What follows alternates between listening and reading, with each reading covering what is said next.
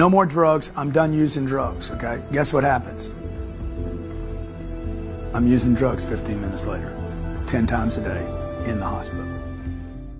3 years old, I'm living in a little apartment in Lake Charles, Louisiana, little tiny duplex. I lived on one half of this thing. And me and my dog, Capo. I don't know what I was doing trying to take care of a dog. I couldn't even take care of myself. One rainy night, this dude, Danny, comes in with drugs. Another day where I said, I'm gonna quit today. Now it's 11 o'clock at night. I didn't quit. 10 times I failed again. Danny leaves the house, and when Danny leaves the house, I didn't know, but he set it up to rob me and beat me up. Danny leaves the house, and I let him out the front door, and this other big dude in the rain, a rainy Louisiana night, puts a .45 caliber pistol in my face, right here, okay? I had a plate in my hand. I had something to eat, and I had a plate when I walked Danny to the door, and this guy had to be this big, hovered over me with a gun in my face, and when he did, my reaction was to hit him with the plate in the face. You know, I broke this plate. It was an unbreakable plate, one of those plates you can't break. And I broke it in his face, like just cracked it in his face. Thing breaks and he becomes like a monster. This scar right here in my head is, he took that .45 caliber and jammed it in my face. Like, I don't mean jammed it, I mean cracked me right here in the forehead. My life changes now. I'm getting ready to get cracked so many times here. I'm getting ready to get the lesson of my life of where I'm really living. I already knew it, but this was the exclamation mark on where my life had gone from being a good kid to this far from dying. He hits me here. He cracks me over both my eyes here, underneath these two eyes.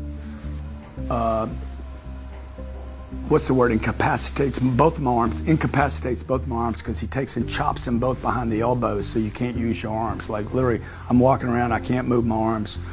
Blood's coming down. Every wall in this apartment, in this room, and the ceiling has blood on it. They ransacked the house, robbed me of a little bit of money, and literally leave me on the floor for a dead man. My dog's in the back. My dog's locked up in the back, the Doberman. They set it up to do this. This is what happens when you hang around bad people. Sooner or later, the day's gonna come where you're gonna pay the price. I get rushed to the hospital. My girlfriend's there. She's in the back. She comes out, gets me to the hospital. I spend 3 days in a hospital. Actually, I go to the hospital. They put in 70 stitches in my head and face. Like my whole face is just carved up. The sheriff's department comes because they know something bad's happening. And I'm like, I'm fine, I can go home. They stitch me up. I go home to my mother. I walk into my mother's house in the little brick house that I resented so much. And I walk to the house, and I go to the house in the back door. I knock on the back door. I'm beat up now, okay? Face is swollen. My mom comes to the door, and she's like, what? What? Where's my son at? Where's my son at? I'm like, Mom, I am your son. Where is my son? Nobody could recognize who I was. That's how beat up I was. I go in the house. I try to lay down. She puts me in this, you know, on a couch, and I try to lay down there. And the hospital doesn't want me to go to sleep because I could literally die. So they bring me back to the hospital. I spend 3 days in the hospital, and I'm like, I'm done. No more drugs. Okay, literally, I can't even recognize myself anymore. No more drugs. I'm done using drugs. Okay, guess what happens? I'm using drugs 15 minutes later, 10 times a day in the hospital. See, you would think, looking back, I would think this would be the day I would quit. For 2 more years, I would use drugs every day. Couldn't get out, couldn't quit. Okay. Look, nobody starts using drugs and thinks they're going to be a drug addict. I didn't. I started using drugs, and for some reason, something happened where those drugs just took over. My mom, at the age of 25, my mom says to me, "You're no longer welcome in my home. You're no longer welcome in my business. I don't want to see you anymore." And that was the day my life turned around.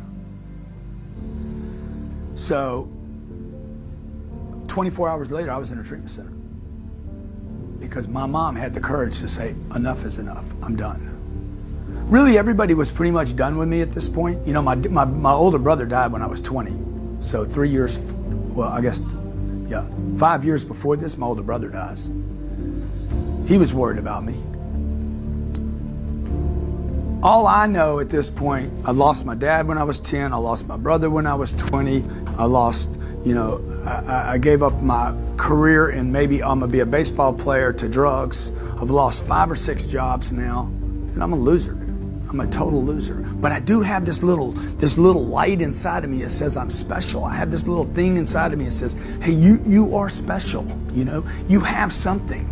But it was just covered up in all this stuff and all these problems and the drugs and the bad friends and the bad choices. So my mom finally says, enough is enough. Don't come back here anymore. I'm done. I could tell it was hard for her. I'm in a treatment center in the next 24 hours. I go to this treatment center. I'm there 30 days. For the first 30 days in 7, 8, 9 years, I don't use drugs. Oh, wow. I don't have to use drugs. Finally, that thing where I said I was quitting 10 times a day, for the first time in my life, I was able to quit successfully. I'm leaving the treatment center when the insurance ran out, because that's how those work. When the money runs out, they boot you to the curb. I'm terrified, scared to go back to society. I don't have any friends that aren't using drugs. My girlfriend was using drugs. Everybody around me, everybody I knew used drugs. And I'm going back to a job where even at the job I had, they used drugs. And I'm like, I'm going back to an environment. I have to cut off all my friends. Not really friends. I got to cut off all the enemies, right? And I got to start over. And before I leave, the counselor grabs me and the counselor says to me, look, dude, I'll see you back here.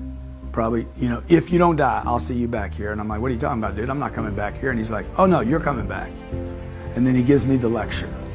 He's like, you'll never make it.